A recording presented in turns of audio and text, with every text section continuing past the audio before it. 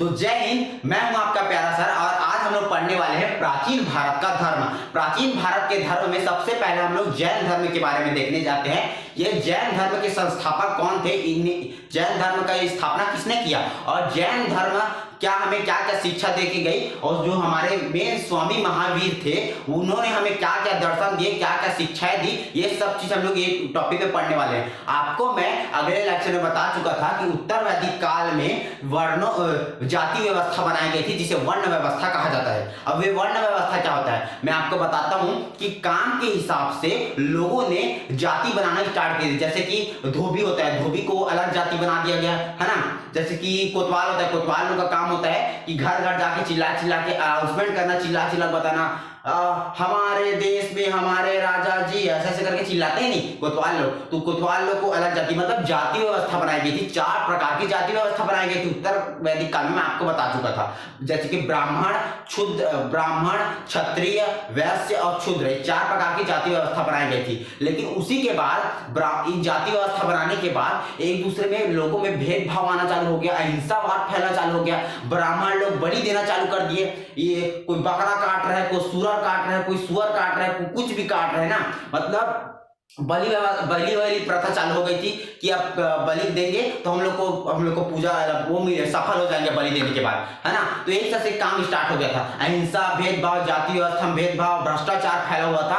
तो इस सब को रोकने के लिए जैन धर्म में एक महापुरुष ने जन्म लिया और गीता में लिखा हुआ है और जैन धर्म में भी लिखा हुआ है कि जब जब धरती पर गलत काम होगा, हिंसावाद होगा, जब तक भेदभाव होगा, गलत कर्म होगा, तब तक एक महापुरुष पैदा होता है। तो वैसे जैन धर्म में एक महापुरुष ने जन्म लिया जो 24 तीर्थंकर थे, जिसको स्वामी महावीर के नाम से जाना जाता है। ये स्वामी महावीर ने हमें जैन धर्म में एक नया स्वरूप दिया। जैन धर्म को एक नया स्वरूप दिया था किसने?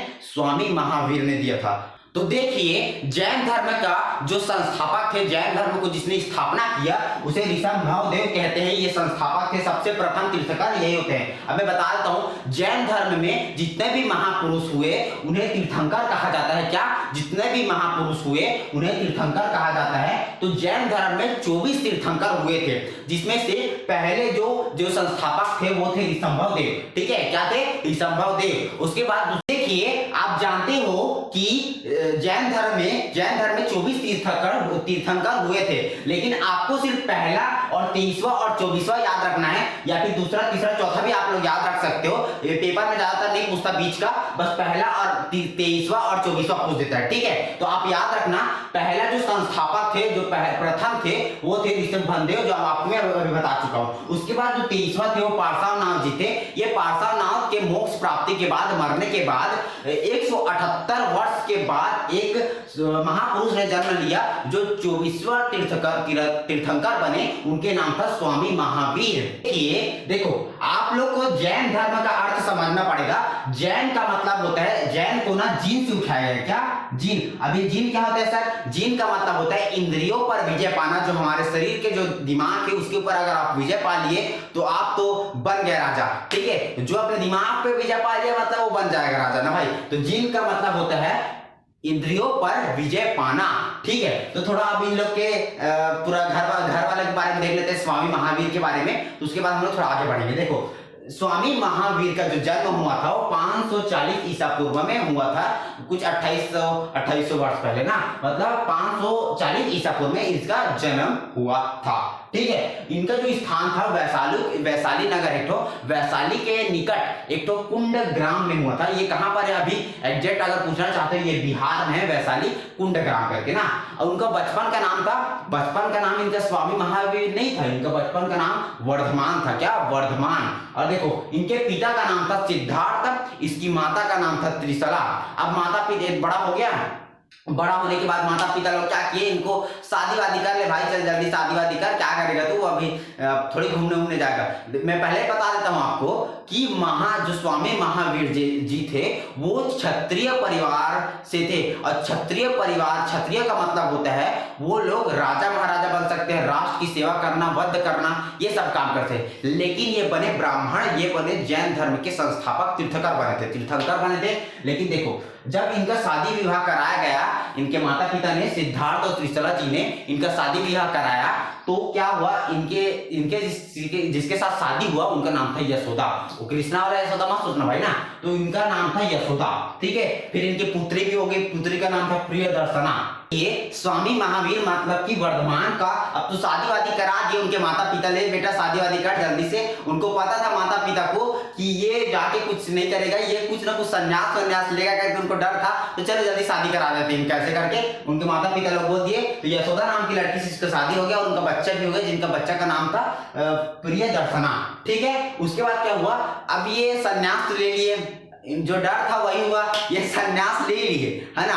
अब संन्यास ले लिए तो भाग गए घर से। अब घर से जब भाग गए तो इन्होंने क्या किया, जा रहा हूं भैया, माता पिता को बोले टाटा बाय बाय, अपन संन्यास लेने चल रहे हैं। तो ये सोचा नहीं गया था कि महावीर जो थे, स्वामी महावीर, कि वो कितना गजब शिक्षा देके गए। अब कौन सी यूनिवर्सिटी से पढ़े थे, कहां से क्या लिए थे वो तो अपने को नहीं पता, लेकिन उनको ज्ञान प्राप्ति हो गई थी। अब इनकी ज्ञान प्राप्ति कहां हुई थी मैं आपको बताता हूं। देखो त्रिजुपालिका नदी के तट पर, क्या त्रिजुपालिका नदी के तट पर उन्होंने तट पर साल वृक्ष में 12 साल तपस्या करने बैठे हैं। अब एक जन मेरे को सवाल करते हैं सर करके, सर सुनो, मैं भी ना जैन धर्म का एक ठो बनना चाहता हूँ, तीर्थंकर 24वां है तो 25वां मैं बन जाता हूँ करके। मैं बोला अरे बुढ़वा, तेरे को इंस्टाग्राम से, व्हाट्सएप से, फेसबुक से वो नहीं है तो तीर्थंकर बनेगा रे साला, ऐसे करके। तीर्थंकर करने के लिए 12 साल उन्होंने तपस्या की थी, तब वहां उनको ज्ञान की प्राप्ति हुई। तो ज़रा 5 मिनट मोबाइल को छोड़ नहीं सकता है, तो तीर्थंकर बनेगा। अब मान ले छोड़ भी लिया तो इतना आसान नहीं होता तीर्थंकर बनना। जाओ भाई जाओ, भाई बोला जाओ बनो, 25वां तुम्हारा, फिर आने वाला कल में मैं 25वां का नाम तुम्हारा लिख दूंगा, ठीक है।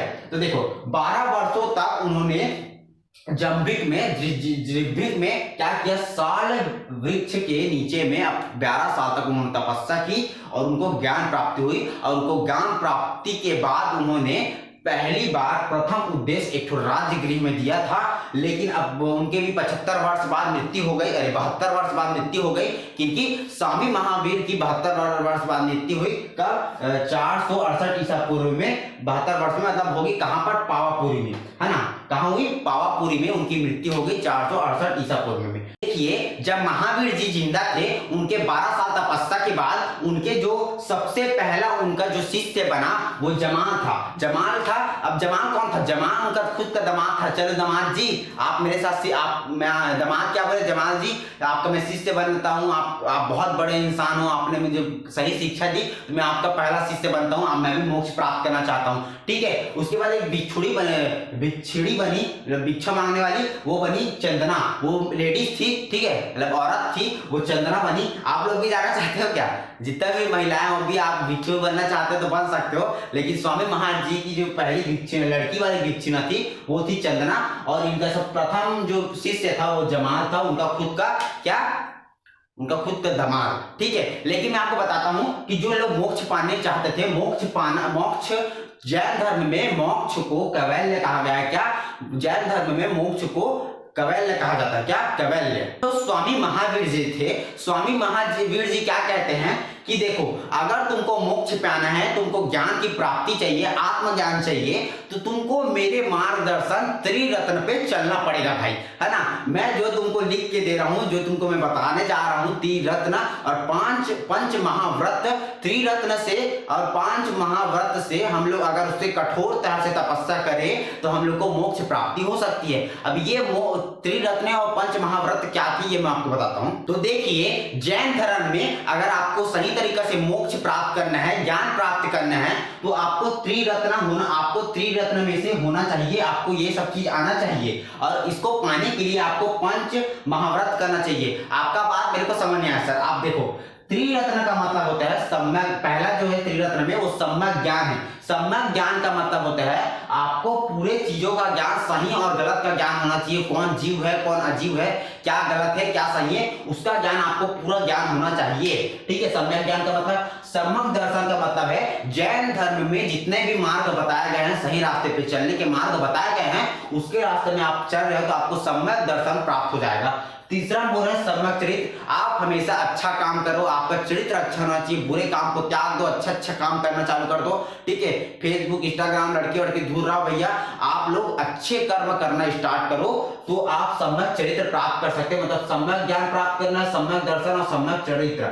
अब इसको प्राप्त करने के लिए आपको पांच महाव्रत करना पड़ता है, वो भी कठोर तरीके से। जो को करना है वो कमेंट कर देना मेरे को, ठीक है ना। तो पहले अहिंसा। अगर आप गुस्सा नहीं करते, आप हमेशा प्रेम की भावना रखते हो, जैन धर्म हमको यही सिखाता है कि हम हमेशा प्रेम की भावना रखें, अहिंसा से दूर रहे, है ना। हिंसा से दूर रहे, हिंसा से निभाइए ना, हिंसा से दूर रहे, अहिंसा को अपने तरफ अपनाए। तो अहिंसा रखो। अहिंसा का मतलब होता है गुस्सा मत करो, बात में आप मार देते हो।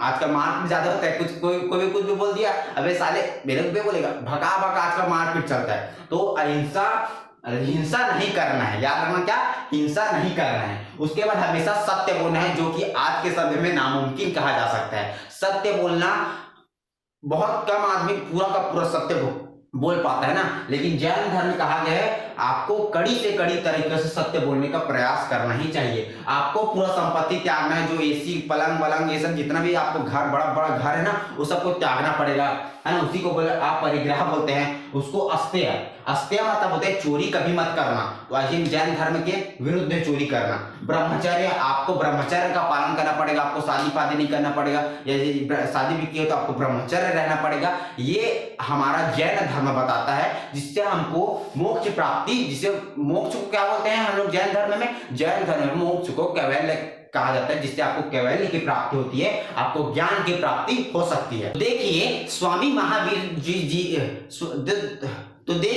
स्वामी महावीर जी की जब मृत्यु हो गई, उन्होंने बता देता हूं आपको कि उन्होंने 11 शिष्य बनाए थे। 11 शिष्य में से 2 शिष्य ने इनका ज्ञान का प्रचार किया था कि मोक्ष कैसे पाया जा सकता है। तो देखो इन 11 शिष्य में से 2 शिष्य थे जिनका नाम था पहला भद्रबाहु और स्थूलबाहु। ये भद्रबाहु स्थूलबाहु ने कहाँ रहते थे दोनों, जब स्वामी महावीर की जब मृत्यु हो चुकी थी तो स्थूलबाहु एवं भद्रबाहु मगध में रहा करते थे। मगध का जो राजा था चंद्रगुप्त मौर्य, आपने सुना होगा, जो जैन धर्म को मानते थे, ठीक है। तो देखो भद्रबाहु और स्थूलबाहु मगध में रहते थे, और भद्रबाहु ने एक दिन क्या किया, भविष्यवाणी की कि यहाँ मगध में अकाल पड़ने वाला है। तो जैसे कि जब चंद्रगुप्त मौर्य की मृत्यु हुई तो भद्रबाहु मगध को छोड़ के मैसूर आ गए थे, क्योंकि वहां अकाल पड़ चुका था। लेकिन स्थूलबाहु यहीं पर बैठे थे, यही मगध में रुके थे। इनके जितने भी दल थे, स्थूलबाहु के जितने भी दल थे वो यहाँ रुके थे, लेकिन भद्रबाहु के जितने भी दल थे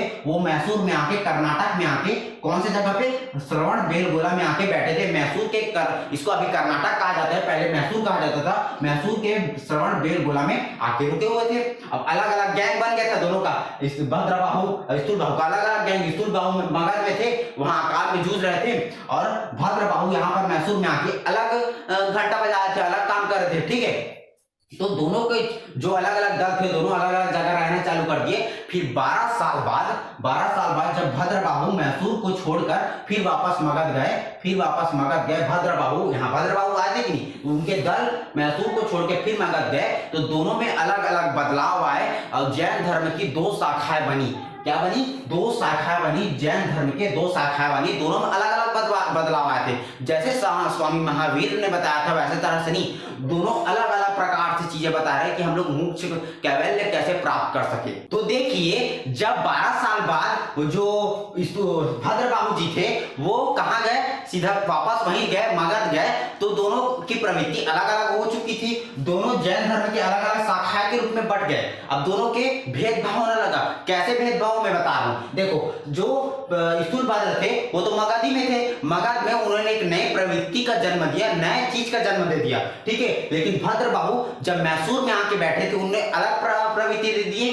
तो स्थूलभद्र ने श्वेतांबर प्रवृत्ति का जन्म दिया। श्वेतांबर कहा जाता है, उनके जो प्रवर्तक थे स्थूलबाहु है, और जो भद्रबाहु है वो उनके जो शिष्य बनाए थे उन्होंने दिगंबर कहा जाता है उनको, क्या, दिगंबर, ठीक है। उनके जो प्रवर्तक थे वो भद्रबाहु जी थे, ठीक है। अब देखो श्वेतांबर में क्या कहा गया, श्वेतांबर तो मगध में थे, मगध में उन्होंने क्या प्रवृत्ति बनाए कि उन्हें श्वेत वस्त्र पहनना पड़ेगा, श्वेत वस्त्र में उनके मोक्ष की प्राप्ति हो सकती है, उनको श्वेत वस्त्र में रहना पड़ेगा, क्या, श्वेत वस्त्र में। लेकिन दिगंबर में क्या परंपरा आ गई कि उनको वस्त्र पहनना ही नहीं है। आपको कई बार बौद्ध में देखे होगे, आपको जैन धर्म वाला में देखे होगे, और महात्मा बुद्ध को भी देखे होगे कि जो महात्मा बुद्ध बोलता हूँ, स्वामी महावीर को देखे होगे कि स्वामी महावीर भी बिना कपड़े के थे, लेकिन इनके अनुसार स्वामी महावीर के बारे में जब बताया गया, स्वामी महावीर की श्वेत वस्त्र में थे, इनके अनुसार बताया गया, लेकिन दिगंबर के अनुसार ये श्वेत वस्त्र में नहीं थे, जबकि महावीर सच में श्वेत वस्त्र में नहीं थे उस समय ना, बिना श्वेत वस्त्र के किए थे। लेकिन श्वेतांबर के अनुसार क्या है कि महिलाएं भी मोक्ष प्राप्ति कर सकती है, महिलाएं भी मोक्ष प्राप्ति कर सकती है। जैसे कि आप लोग देख सकते हो कि 19वें तीर्थंकर में जो मल्लीनाथ जी थे वो स्त्री थी, है ना, लेकिन इनके अनुसार दिगंबर में स्त्री मोक्ष प्राप्ति नहीं कर सकती, ये अच्छा कर्म करे फिर पुरुष योनि में आके पुरुष जन्म लेके फिर मोक्ष प्राप्ति कर सके, तो लंबा हो जाएगा कांड। फिर पहले स्त्री थे, स्त्री में अच्छा अच्छा काम करो, भगवान का नाम लो, उसके बाद फिर मरो, मरने के बाद फिर जन्म लो पुरुष में, और पुरुष लेने के बाद फिर मोक्ष प्राप्त करोगे, तो उल्टा हो जाएगा दिगंबर में। अब श्वेतांबर लोग क्या बोलते थे, स्थूलभद्र जो बोलते थे, वो क्या है कि अगर आपको आपको मोक्ष प्राप्ति हो चुकी है, आपको कैवल्य मिल चुका है, तो आप लोग भोजन कर सकते हो, आपको उसके पहले भी भोजन कर सकते हो, उसके बाद भी मोक्ष प्राप्ति के बाद भी भोजन कर सकते हो। लेकिन दिगंबर में ऐसा नहीं था, आपको अगर मोक्ष प्राप्ति हो गया, आपको आत्मज्ञान आ गया, आप बिना भोजन के भी रह सकते हो, आपको कोई टेंशन नहीं, है ना, आप बिना भोजन के भी रह सकते हो, ऐसे कहता था। अब देखो श्वेतांबर तो मगध में था और दिगंबर तो यहाँ मैसूर में बैठा था। जब दिगंबर श्वेतांबर के पास गया तो दोनों की अलग अलग शाखाओं के कारण जैन धर्म में एक दरार आ गया, है ना, जिस कारण से जैन धर्म ज्यादा अच्छा से नहीं चल पाया। ये दोनों के अलग अलग प्रवृत्ति के कारण जैन धर्म ढंग से नहीं चल पाया, यही था मेन कारण जैन धर्म के ना चलने का। तो देख लिए आप लोग को, अगर ये वीडियो आपको कैसे भी समझ आया है तो आप लोग हमेशा मेरे को कमेंट में बताइए कीजिए कि कैसा लगता है मेरा वीडियो, ठीक है। तो अब इसका जो अगला टॉपिक है वो बुद्ध धर्म पे, बौद्ध धर्म पे, जिनके जो प्रवर्तक थे, जो मेन इनके तीर्थंकर कहा जा सकता है, वो थे महात्मा बुद्ध जी, जिनको बुद्ध तो बहुत अच्छा शिक्षा दिए, वो भी उनके बारे में पढ़ना है हमको इसके आगे वाले लेक्चर में बौद्ध धर्म के बारे में, तो उनको देखना ना भूलिए, जरूर देखना। तो चलता हूं मैं इसी के साथ, जय हिंद, जय भारत, जय छत्तीसगढ़।